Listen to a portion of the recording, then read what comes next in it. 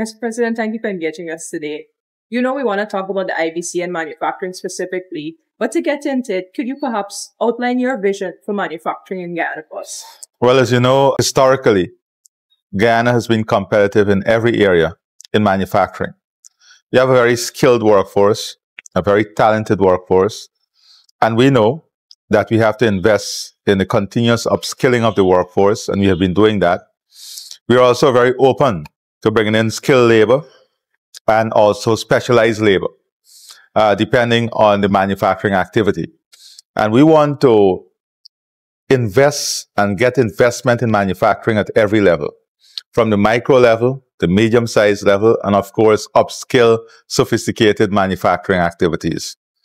One of the areas that we were never competitive in was the cost of energy. Very soon, this will be fixed because the cost of energy will be reduced by half it is today.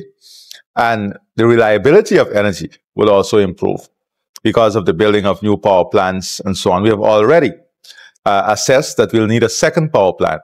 And very soon, we'll be launching a request for proposal for the second power plant. So in the overall ecosystem that supports manufacturing, Guyana will be one of the most competitive locations for investment in manufacturing. Our geographic positioning also offers us easy access to Brazil. And right now, we are investing in infrastructure to integrate northern Brazil with all of Guyana. So the market potential, and given our expanded trade relations, not only in CARICOM, but in Latin America, Central America, where we are having more bilateral trade arrangement, the ease and access to markets is becoming much simpler, less bureaucratic. So all of this combines itself to give us an enormous platform, a competitive platform for investment in manufacturing, especially supporting small manufacturers and medium size, focusing on agro-processing, focusing on technology, focusing on machining. These are things that the local economy is propping up and has enormous potential. The fact also that we are creating a food hub in Guyana, a regional food hub, also points to the fact that we are serious about Guyana becoming a major food exporter, not raw material, not only looking at the raw production, but adding value to that production. So we are expanding acreage in terms of cultivation. So we'll have the yield. We are adding technology to it. So volume will be there. It is now converting that volume into a finished value-added product.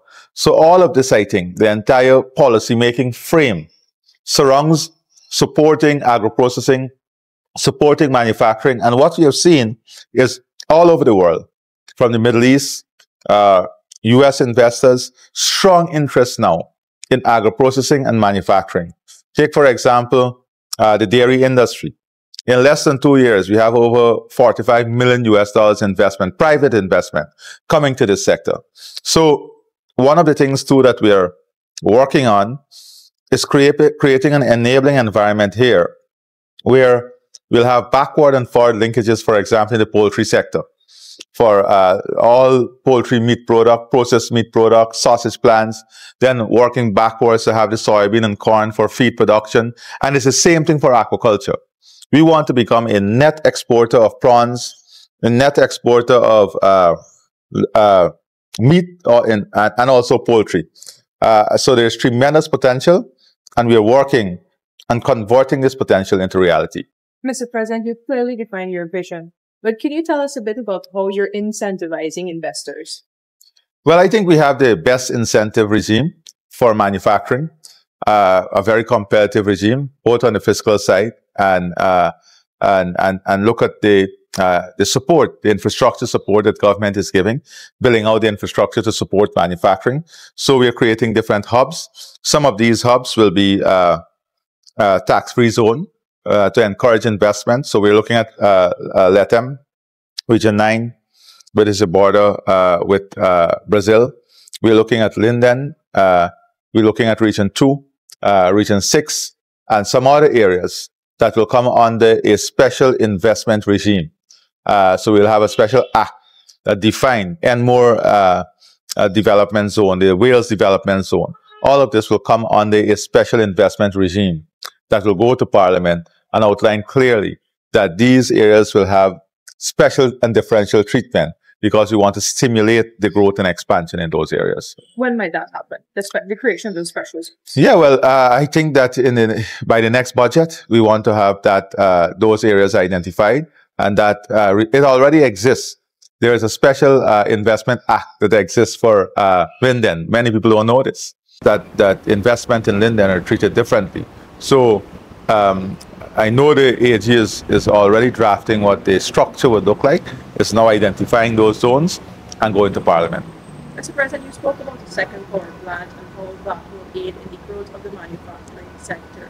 Do you think that Guyanese are poised to capitalize on the opportunities that will be available then? I think Guyanese are already capitalizing.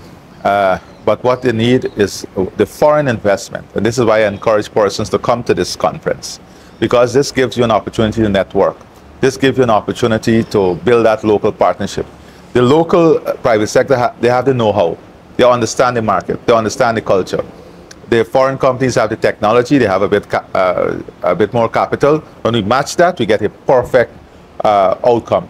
So that is why I think this conference is key, because it brings that local firepower and match it with the international firepower and gives us an opportunity to build this partnership, because that is what we want, partnership, and creating that network. So now coming back to energy, we want to be a net producer of energy. What that means is that we must play a role in the energy production in the region. Whether we talk about connecting to Suriname, connecting to northern Brazil. Well, let me give you a simple example. I said recently that I want the energy plant to come that also supports a data center, because data center utilizes tremendous energy. If our energy costs can make a data center competitive, why not have a data center here? A major data center that can create upskilled jobs, higher paying jobs. So all of this would add to that ecosystem that not only look at energy as an output, but energy as an integrator, energy as a component of the economic diversification that creates opportunity for the other sector. That is what we're looking at. Mr. President, a bit more on the conference. The conference is emphasizing business-to-business connections. This is something that you've been talking about a lot. Can you perhaps tell us a bit about why you think this model works? I think the model works for many reasons, especially when the model integrates regional and international partners, because regional partners bring their own differential advantages. They come from an economy, and I'm sure their economy will want to see them grow. So it advances the connectivity of economies.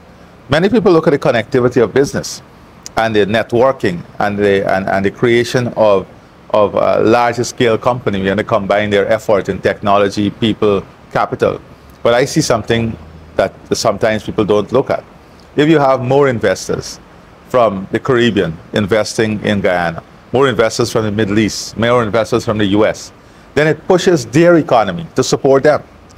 And when they're pushed and they push their economy, then the bureaucratic delays sometimes and the artificial blockade that is there, that hampers trade, is better served and easier to be removed. Take, for example, if we have a major investor out of the Caribbean who want to do all the processing of our peppers and then the bottling of our peppers to serve the whole region, then it's in the interest of that major investor to see that in their economy, the artificial blockade that prevent this is removed.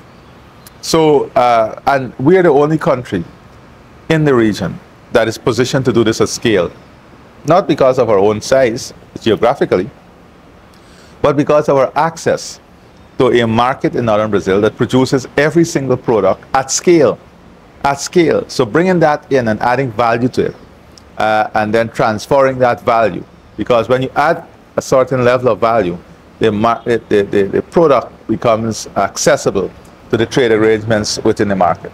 So that is why I think this conference is important. I think that not only, and the organizers of the conference too are persons who have been in the local private sector for a very, very long time. They understand the local private sector. They have excellent network in the local private sector. And I believe that together, you know, I look forward to also hosting some of these investors who are coming so that we can have informal and formal channel through which we can go through some of these very topics that you raise and have an opportunity to engage them on how we are building out the economy and the type of opportunity that exists here. But there is no better place for investment than Guyana at the moment. And more importantly, if you don't do it now, I tell people, in 2 to 3 years, it will be too expensive for you to do. Anything else you'd like to ask? And the only thing I would like to say is that, you know, as we build out this economy, I'm very pleased that we are focusing on manufacturing and agro-processing, because the diversification that we're seeking to achieve places these two sectors high up on the agenda. The only thing I want to see added very soon is to bring in the large-scale tourism operators and tourism investors, so they can see the product that we have, because we're investing heavily in the hinterland, in airstrips, in infrastructure, to make it easier, more inexpensive to get to these most beautiful locations on earth. And that will be a great addition, because I see this conference as an important one that speaks to the diversification of the economy. Thank you very much, sir. Thank you very much.